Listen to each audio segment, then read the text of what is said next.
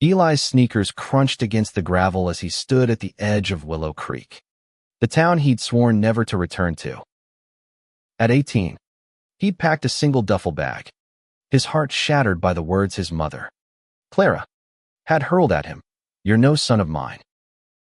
The memory of that night, when he'd come out as gay, still burned like a fresh wound. The small Virginia town hadn't changed much in the 7 years since he'd left. The same faded diner sign flickered on Main Street, and the church steeple still loomed over the tidy lawns, a silent judge of everyone below. Eli, now 25, adjusted the strap of his backpack, his breath catching as he neared the house he'd once called home. He wasn't here to reconcile, not really. He'd come because of the letter, the one Clara had sent 3 months ago, her handwriting shaky but unmistakable. "I was wrong," it read. "Please come home." Eli didn't trust it. People like Clara, steeped in the rigid faith of Willow Creek, didn't change overnight. But something in her words desperate, raw, had pulled him back. He'd built a life in Chicago, found love, lost it, and pieced himself together through late-night shifts at a community center for queer youth. He was no longer the scared kid who'd fled. Yet standing here, the old pain clawed at him, as if the past 7 years had been a dream. The house looked smaller than he remembered, its white paint peeling at the edges. The porch swing creaked in the evening breeze, a sound that used to lull him to sleep as a boy. Eli hesitated, his hand hovering over the doorbell. What did she want? Forgiveness? Absolution? Or was this just another trap, another chance to tell him he was broken? He pressed the bell, the chime echoing like a warning. Clara opened the door, and time seemed to collapse.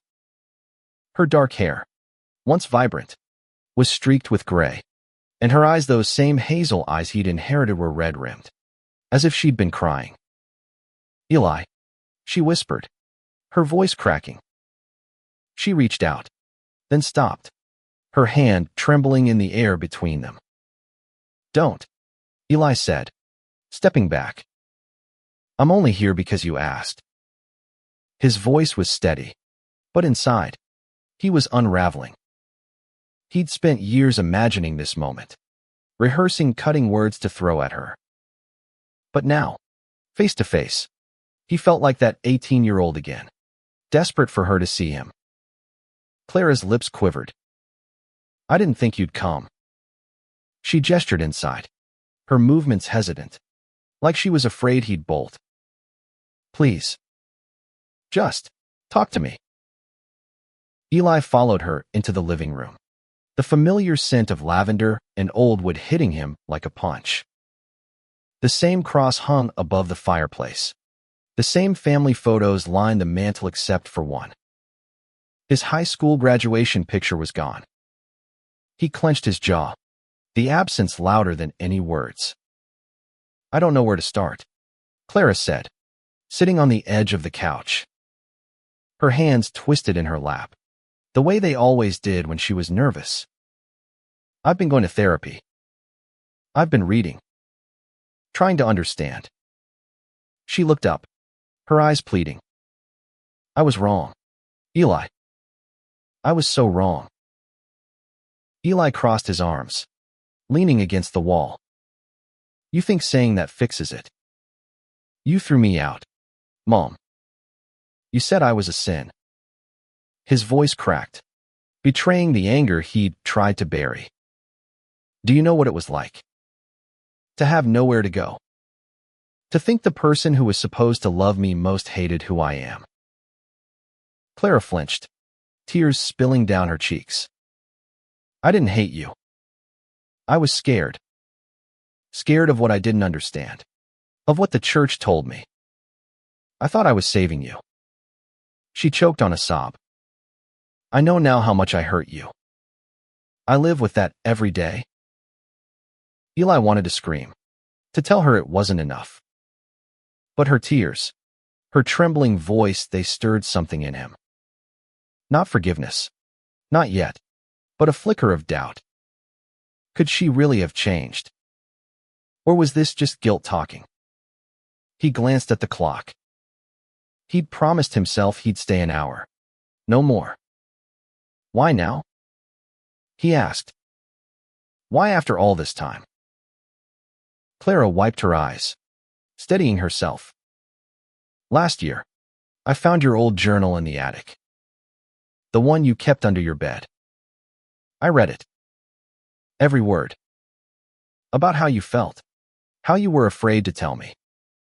How you loved that boy, Jamie, from school. Her voice softened. I saw how much you were hurting, even before I pushed you away. Eli's chest tightened.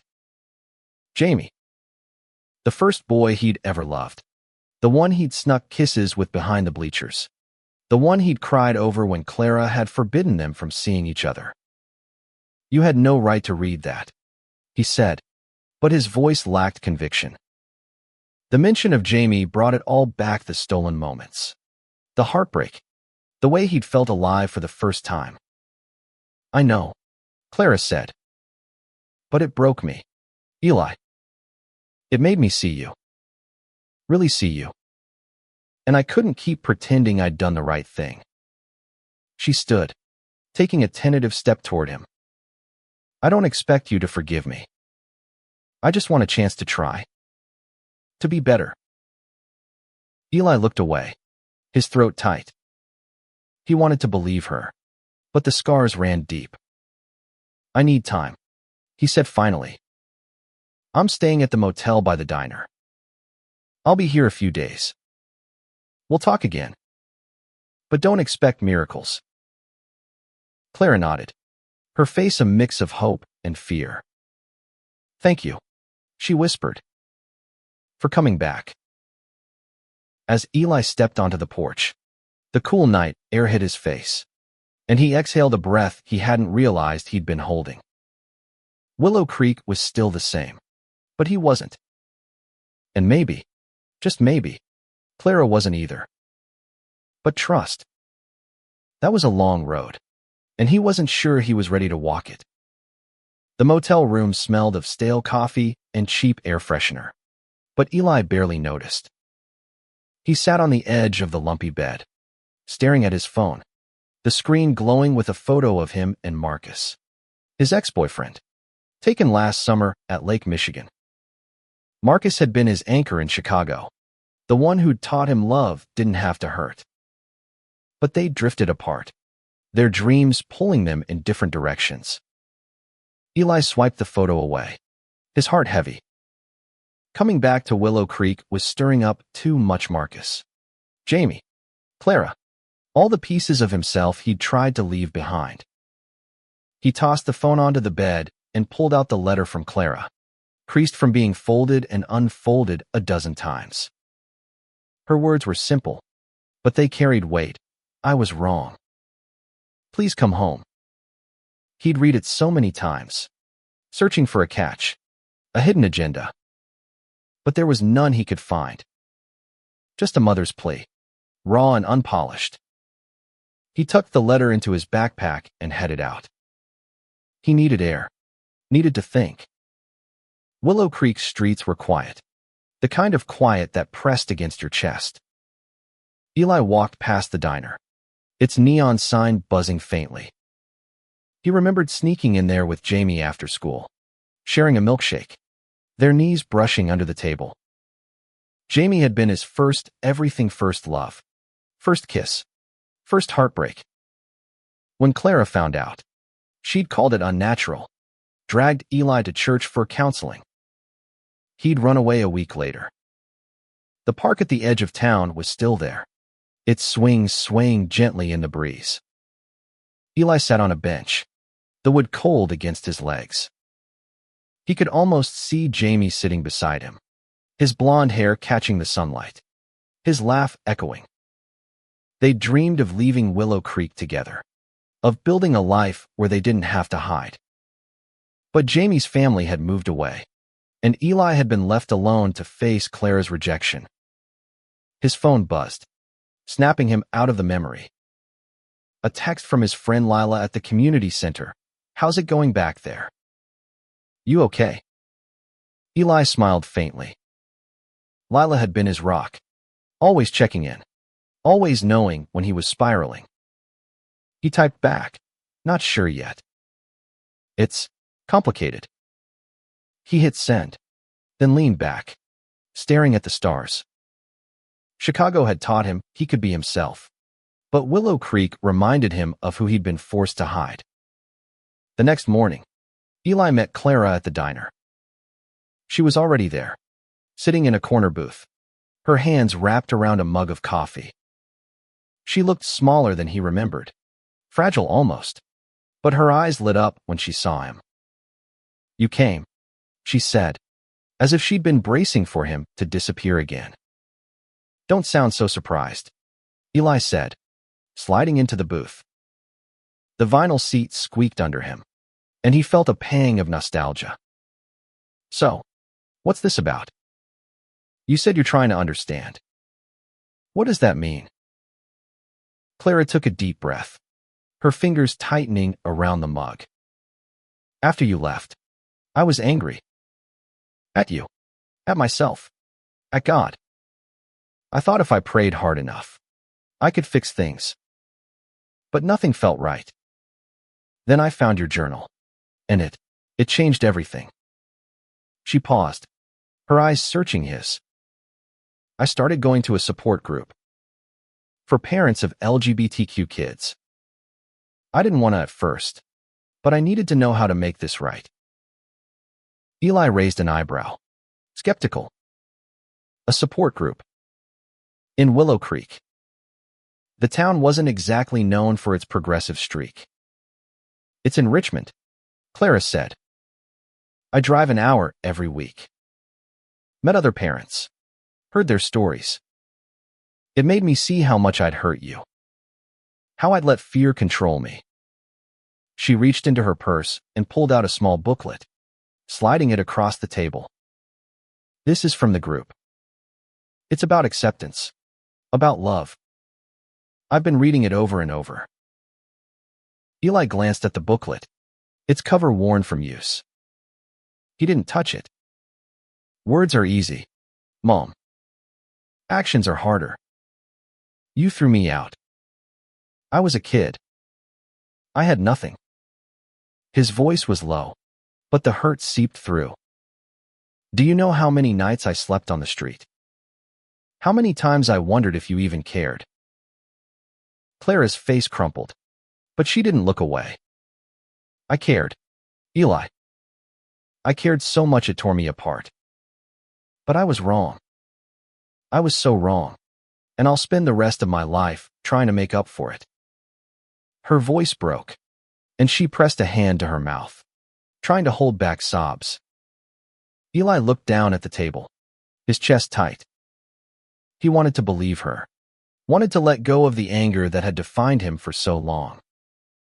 But it wasn't that simple. I need more than apologies, he said finally. I need to see it. I need to know you mean it. Clara nodded, wiping her eyes. I know. I'm trying. I want to know you, Eli. The real you. Not the boy I thought you were supposed to be. She hesitated, then added, will you tell me about your life? In Chicago. Eli leaned back, surprised. She'd never asked before, never wanted to know about the parts of him she'd once called wrong. He took a sip of his coffee, buying time. It's good, he said cautiously. I work at a community center. Help kids like Mekids who don't have anyone. I've got friends. A life. I'm not hiding anymore. Clara's eyes softened, a faint smile tugging at her lips.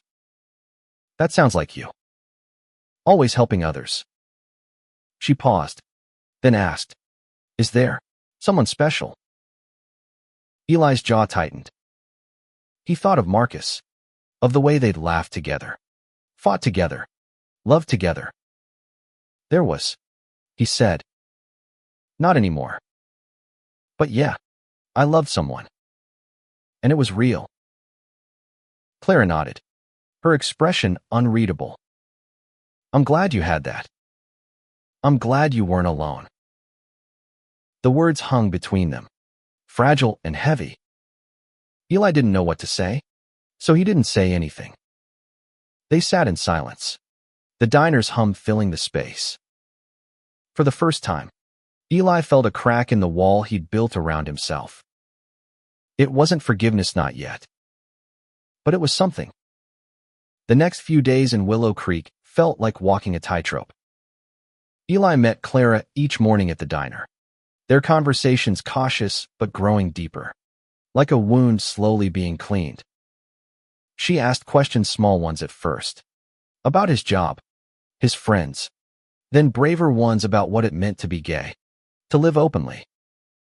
Eli answered, guarded but honest, testing her.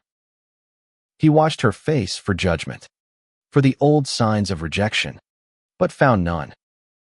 Only curiosity, and something that looked like regret. One afternoon, Clara invited him to the house for lunch. Eli hesitated, memories of that last night flooding back, her shouting, his tears, the door slamming behind him. But he went, driven by a need to understand her as much as she seemed to want to understand him. The kitchen smelled of her famous chicken pot pie, a dish that used to mean home. Now, it felt like a peace offering. As they ate, Clara pulled out a photo album, its pages yellowed with age. I kept these, she said, opening it to a picture of Eli at 10, grinning with a gap-toothed smile at a county fair. I couldn't let go of you, even when I pushed you away. Eli's throat tightened as he flipped through the album. There he was, a skinny kid with a soccer ball, a teenager with a guitar he'd never learned to play. The memories were a mix of warmth and pain, a reminder of what he'd lost. Why didn't you call me sooner? He asked, his voice barely above a whisper. 7 years. Mom. Why now? Clara set down her fork, her hands trembling. I wanted to. So many times. But I was ashamed. I didn't know how to face you after what I'd done. She looked at him, her eyes pleading. Then I got sick last year. Breast cancer. I'm okay now. In remission. But it made me realize I couldn't wait anymore. I had to try. Eli froze, the word cancer hitting like a punch. You were sick? He asked, his voice sharp. Why didn't you tell me? I didn't want you to come back out of pity, Clara said. I wanted you to come because you wanted to. Because I was ready to listen. Eli pushed his plate away, his appetite gone. The thought of her sick, alone, stirred a guilt he didn't want to feel. He'd spent years hating her, building a life without her. But now, knowing she'd faced death, he felt the ground shift beneath him. You should have told me, he said finally. I deserve to know. Clara nodded, tears brimming. I know. I'm telling you now because I want to be honest. No more secrets. The rest of the lunch passed in quiet, the weight of her confession settling between them. Eli didn't know how to process it, didn't know if he could. But when he left, Clara hugged him, tentative, brief, but warm. He didn't pull away. That night, Eli walked to the old high school, the place where he'd first realized he was different. The football field was empty, the bleachers casting long shadows in the moonlight. He sat where he and Jamie used to meet, the memory of their laughter echoing in his mind. Jamie had been his first love, but Chicago had given him others, friends, mentors, Marcus.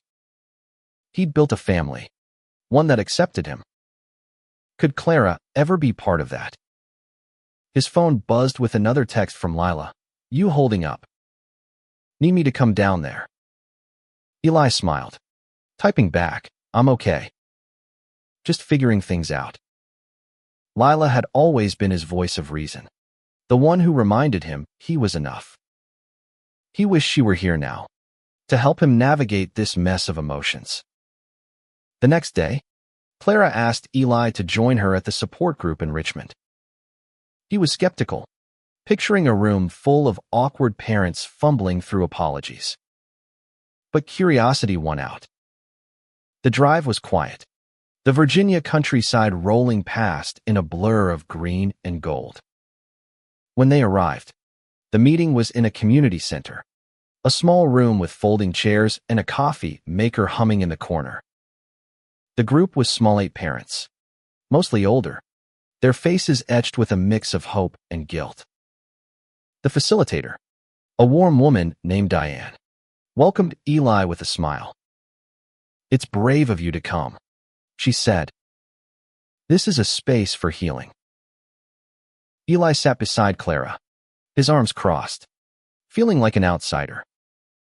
But as the parents shared their stories, sons and daughters they'd lost to fear, to prejudice, to their own mistakes, she felt something shift. One father, a burly man with a thick beard, talked about his trans daughter, how he'd learned to use her pronouns, how he'd cried when she invited him to her wedding.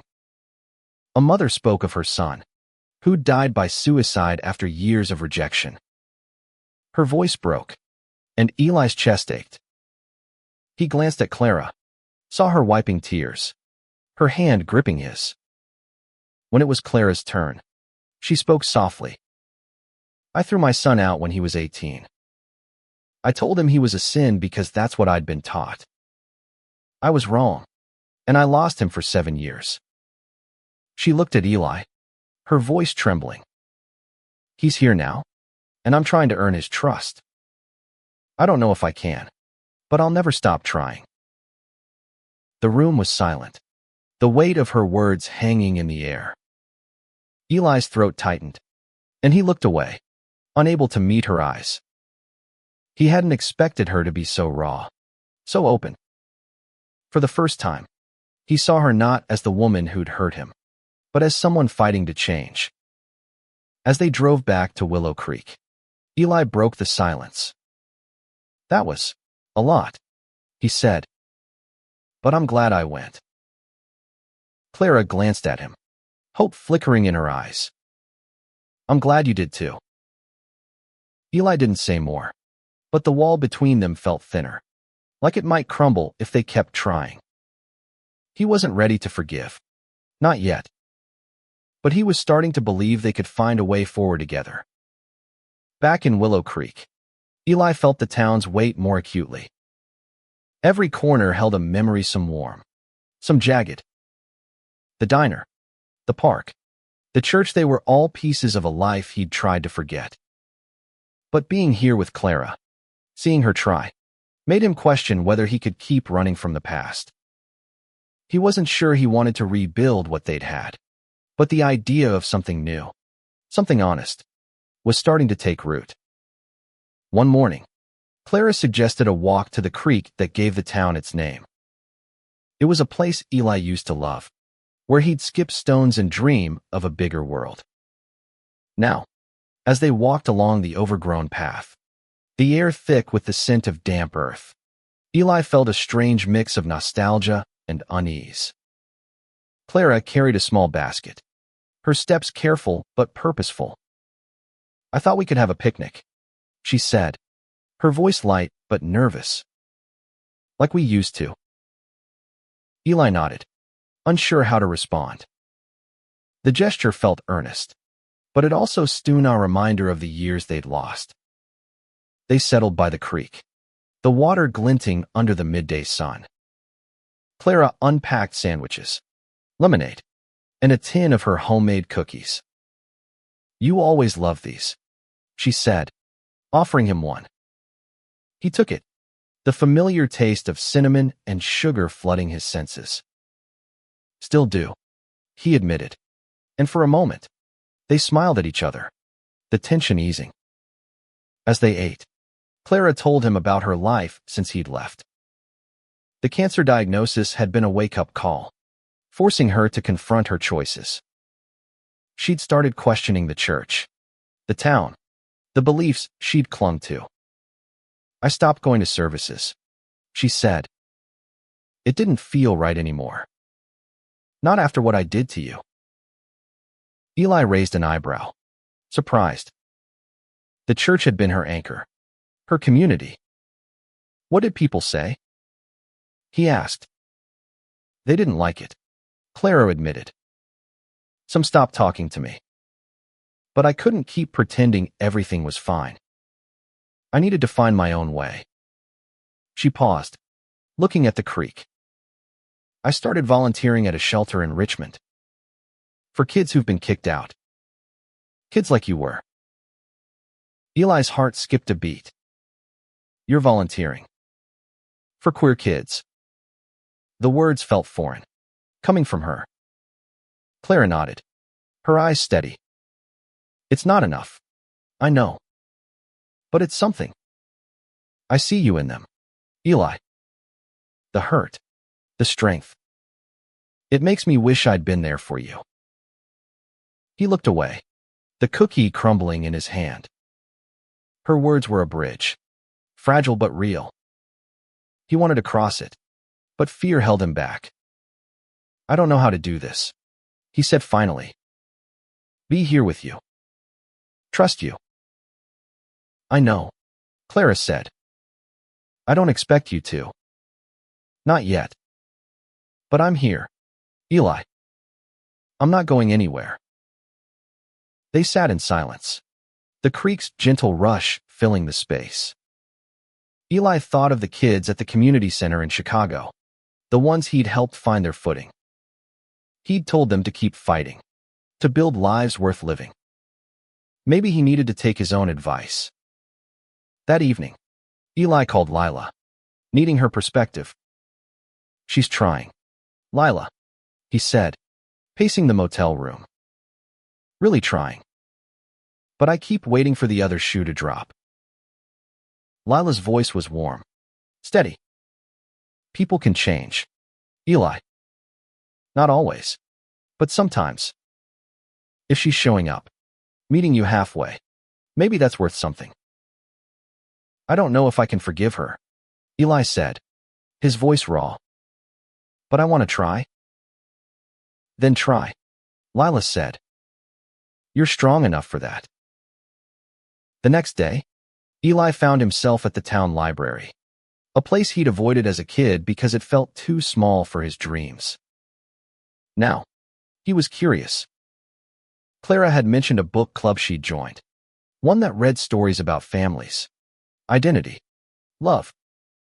He wandered the stacks, pulling out a novel about a queer teen finding his place in the world. The pages felt familiar, like they'd been written for him. As he checked out the book, the librarian, a kind older woman named Mrs. Hargrove, smiled. You're Clara's boy, aren't you? She said. She talks about you all the time. Proud as can be. Eli blinked, caught off guard. Proud. He echoed. Mrs. Hargrove nodded. Says you're doing good things up in Chicago. Helping people. She's got your picture on her fridge now. Eli didn't know what to say. He mumbled a thank you and left, the book clutched to his chest. Clara, proud of him.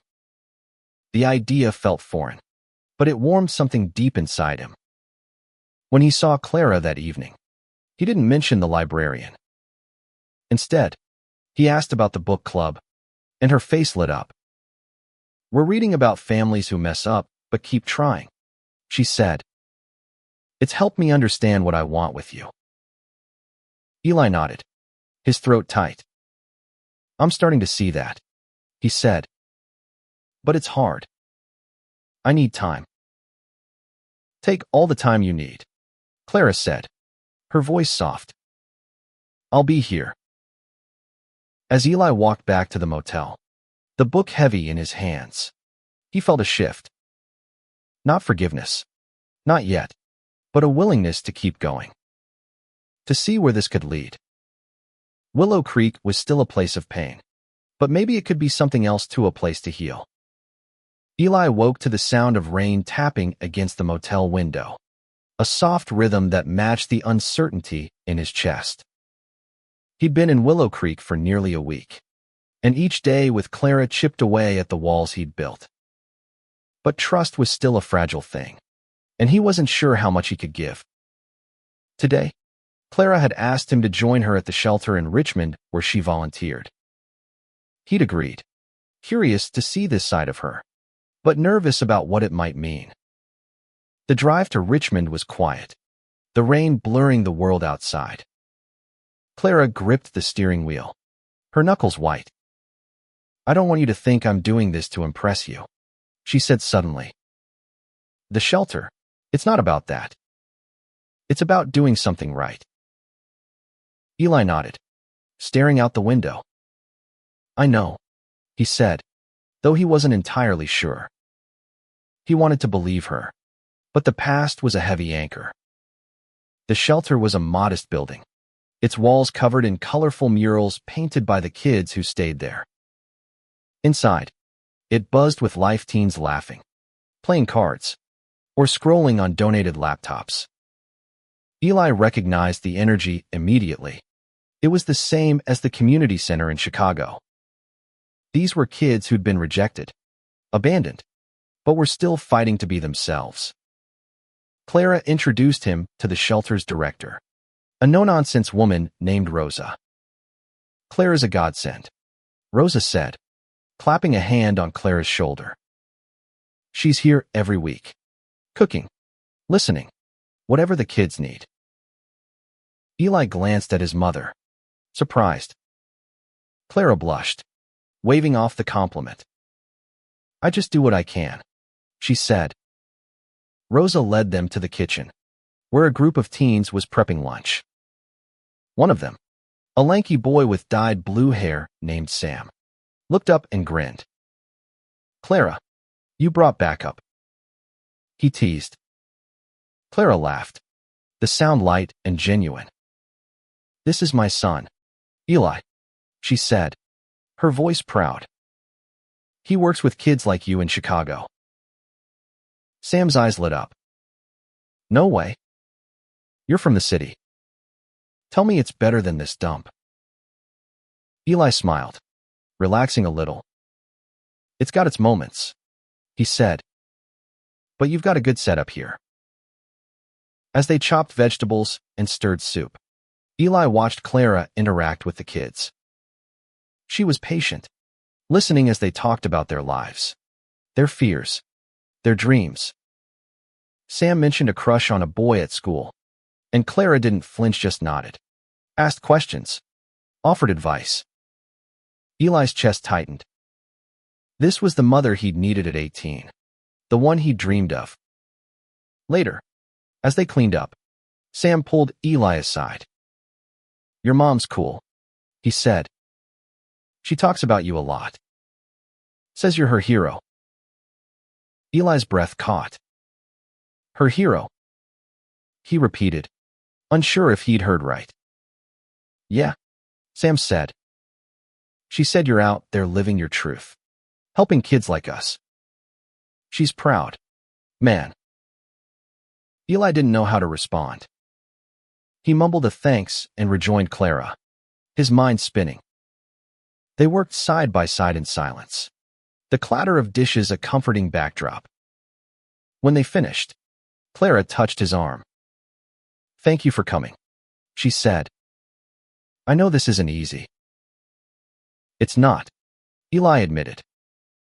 "But it's good. Seeing you here. It's real." Clara's eyes shimmered with tears, but she smiled. "I'm trying, Eli." "Every day?" On the drive back, Eli felt lighter, like a weight he'd carried for years was starting to lift. He thought of Sam, of the kids at the shelter, of the kids he helped in Chicago. They were all connected, all fighting the same fight.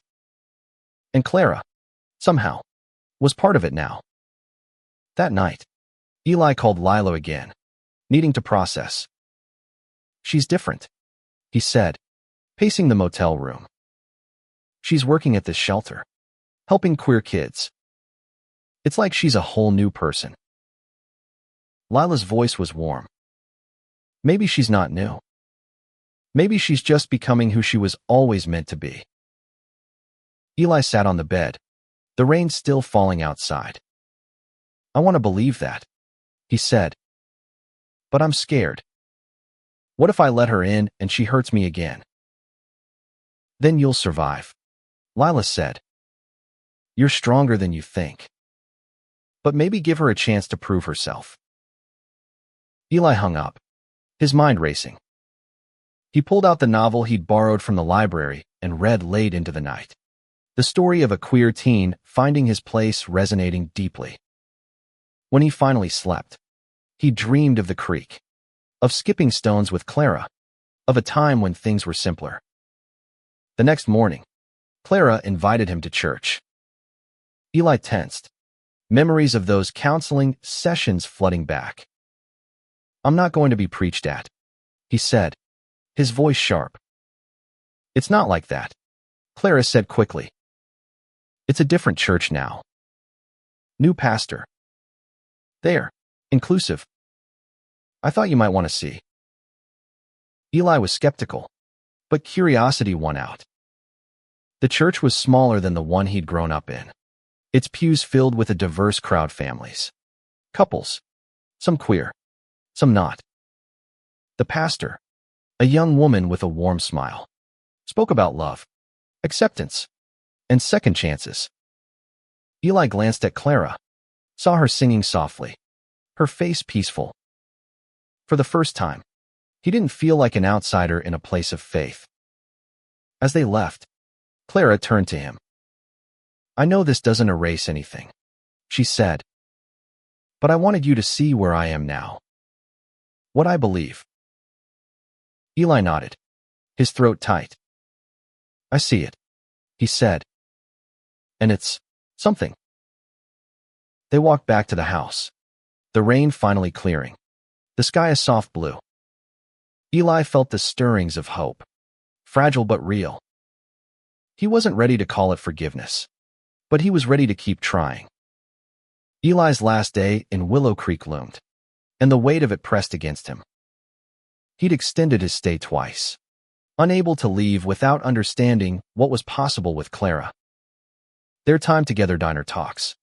The shelter. The church had softened the edges of his anger, but he still wasn't sure what came next. Could he let her back into his life? Could he forgive her? The questions gnawed at him as he packed his bag, the motel room feeling smaller with each passing hour. Clara had asked him to spend the day with her. No plans, just time together. Eli agreed, though he felt a knot in his stomach. They ended up at the town fair, a yearly tradition that Eli hadn't attended since he was a kid. The air smelled of popcorn and cotton candy, and the sound of laughter mixed with the clatter of rides. Clara handed him a candied apple, her smile tentative. You used to love these, she said. Eli took a bite, the sweetness sharp on his tongue.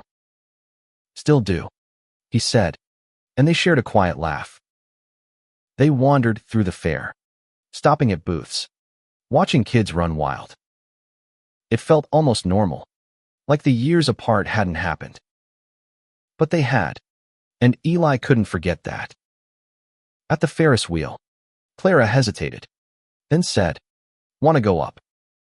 Just us. Eli nodded, and they climbed into a creaky seat, the wheel lifting them high above Willow Creek. The town spread out below, a patchwork of houses and fields, the creek glinting like a silver thread. Eli felt a pang. This was the place that had shaped him, for better or worse. I used to bring you here when you were little, Clara said, her voice soft. You'd beg to ride this thing over and over. I'd watch you laugh, and I'd think, I'm doing something right. Eli looked at her, saw the wistfulness in her eyes. You did a lot right, he said, surprising himself. Before everything. You were a good mom. Clara's eyes filled with tears. I stopped being that mom when you needed me most. I'll never forgive myself for that.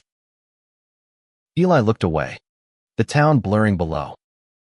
I don't know if I can forgive you either, he said honestly. But I want to try.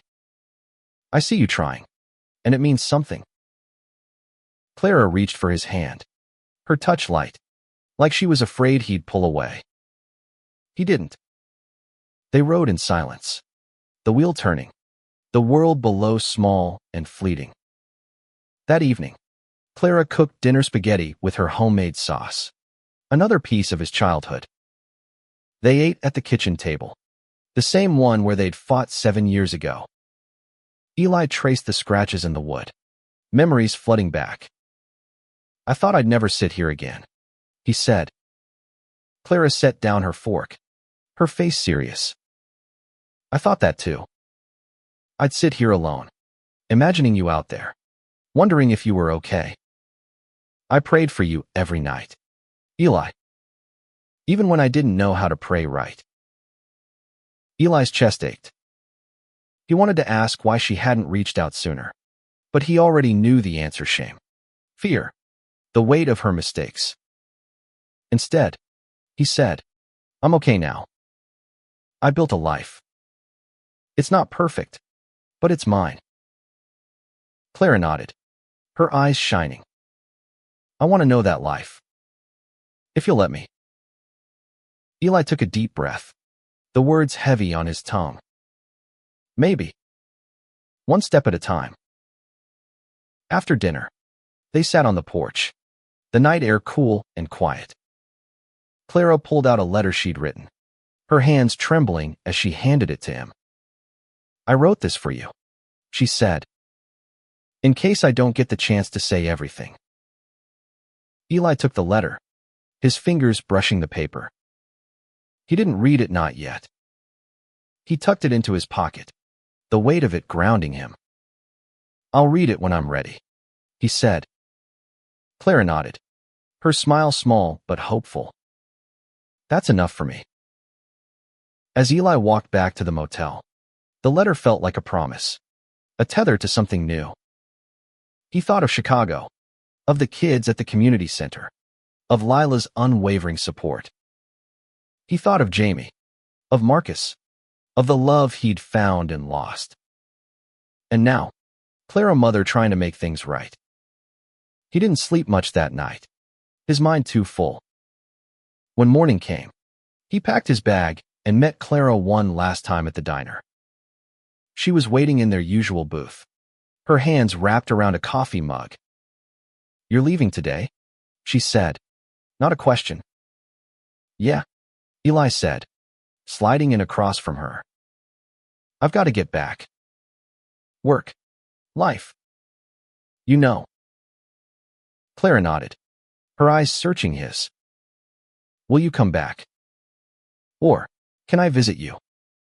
In Chicago. Eli hesitated, then nodded. Yeah. I'd like that. Start slow. Maybe.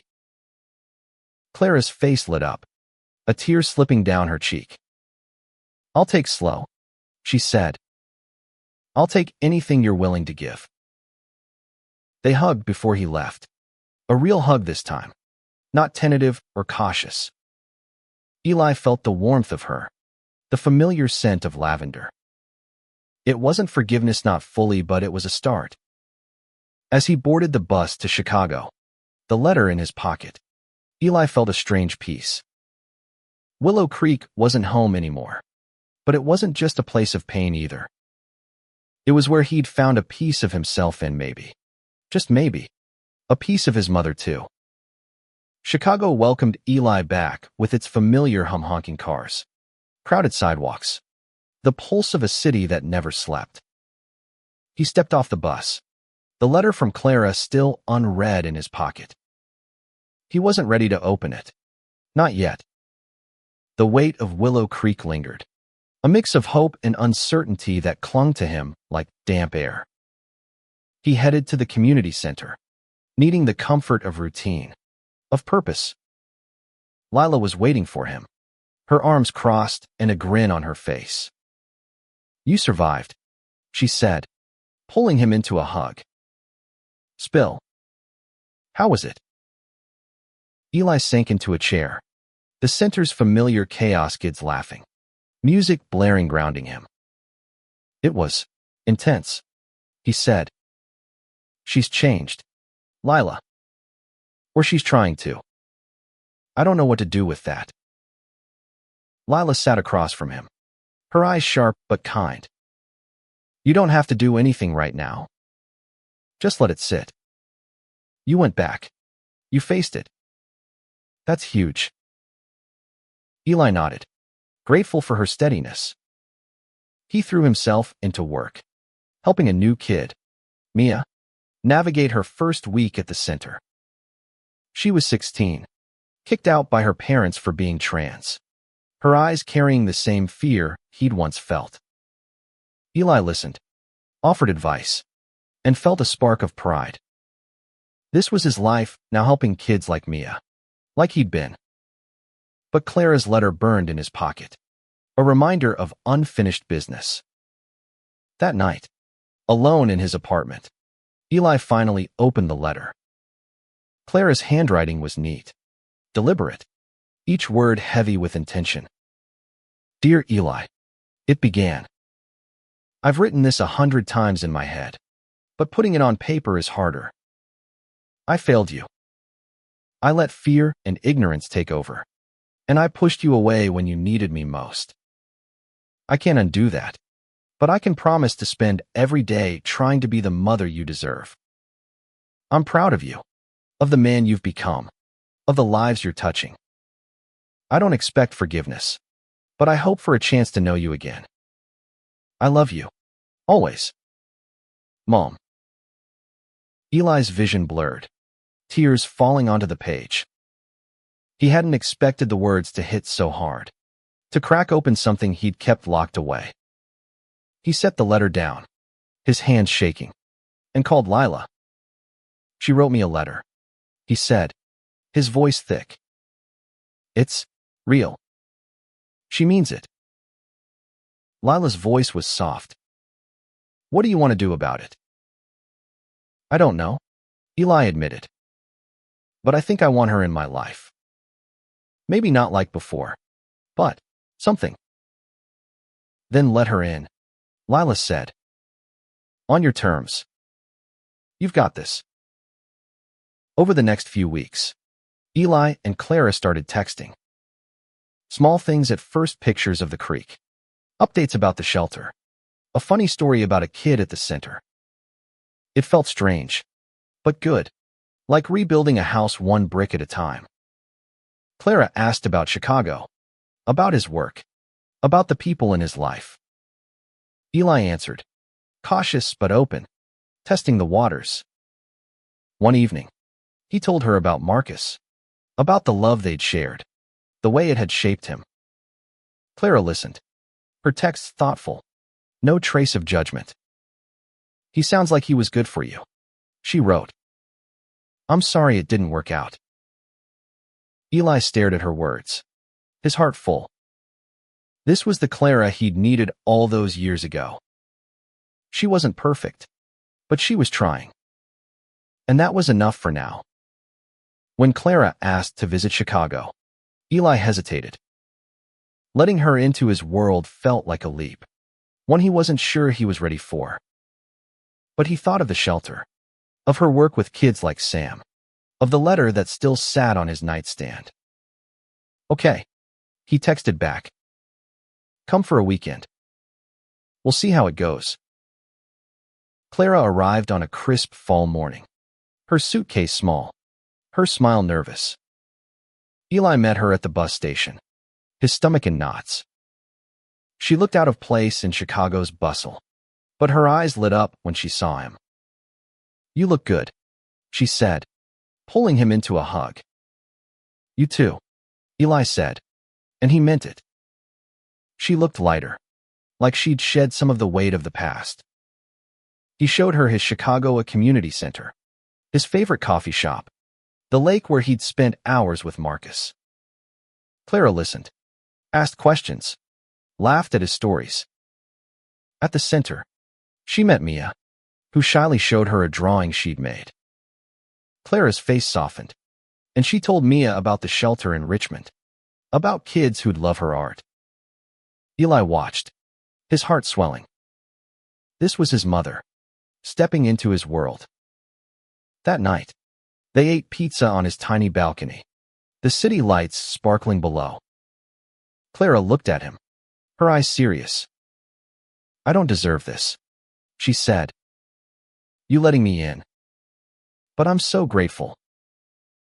Eli took a deep breath, the words he'd been holding back spilling out. "I'm still hurt, Mom.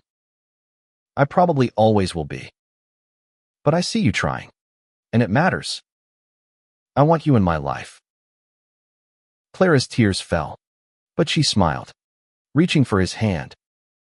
"I'll keep trying," she said, "for as long as you'll let me."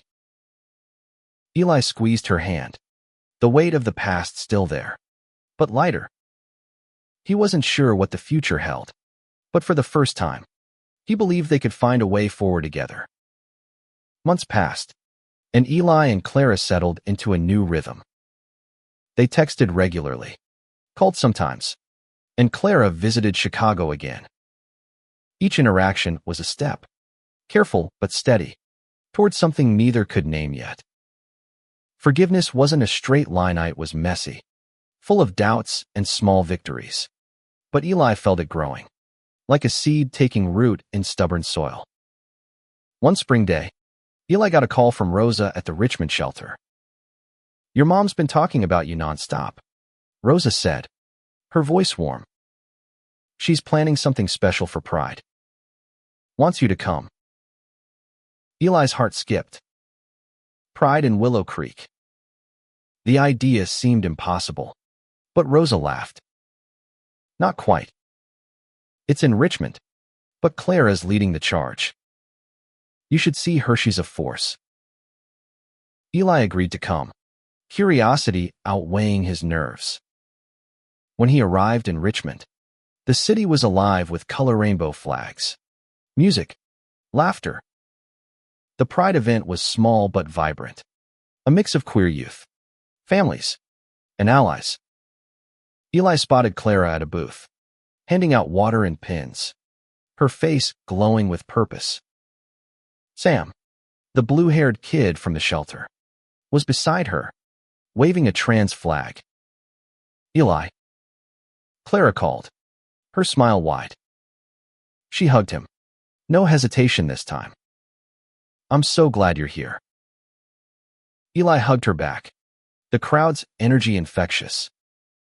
"This is, wow," he said, taking in the scene. "You did this." Clara shrugged, modest. "I helped. The kids did most of it. I just wanted a place where they could feel safe, loved." Sam chimed in, grinning. "Your mom's a rock star. She's been planning this for months." Eli looked at Clara, saw the woman she'd become, someone who showed up, who fought for others, who fought for him. He thought of the letter, still on his nightstand, and the years of pain that had brought them here. "I'm proud of you," he said, the words slipping out before he could stop them. Clara's eyes filled with tears, but she laughed, wiping them away. "That means everything," she said. "More than you know." They spent the day together, marching with the kids, cheering at performances, sharing stories. Eli told Clara about a new project at the community center, a mentorship program for queer youth. She listened, her eyes bright, and offered to help however she could. For the first time, Eli saw a future where they were part of each other's lives, not just as mother and son, but as allies, as family. That evening, they sat on a bench, watching the sun set over the festival. Clara turned to him, her voice soft. "I know I can't change the past," she said, "but I hope I'm making a better future. For you, for those kids, for us." Eli nodded, his throat tight. You are, he said. And I'm trying to. I forgive you, Mom. Not all at once, but I'm getting there. Clara's tears fell freely now, but she smiled, reaching for his hand.